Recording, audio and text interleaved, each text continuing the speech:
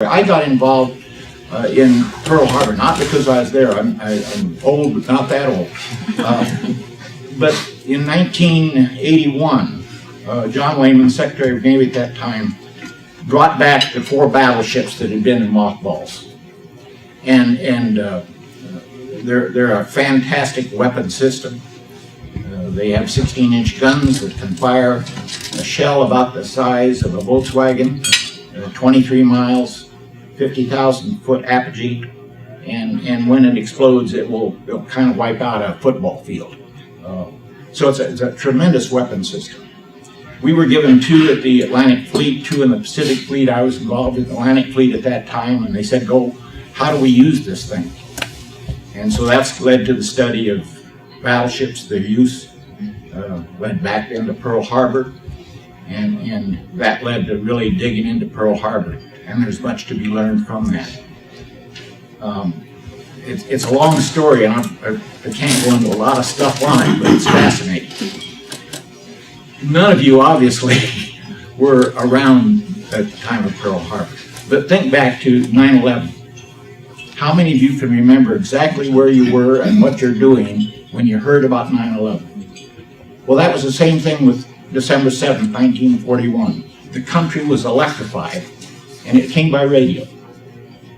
Attack on Pearl Harbor. And everyone that I know that was alive at that time and had memory can say, "Oh yeah, I was this and that." Well, 9/11 is exactly the same way. You remember. Our country at that time had about 134 million people. Demographers were saying that's about as large as we're going to get. We were still rural country. 1 out of 5 had telephones. Many did not have bathrooms, running water in their house. It was a different country than it is today. Interestingly enough, in 1940, the major medical reason people could not join the military was malnutrition.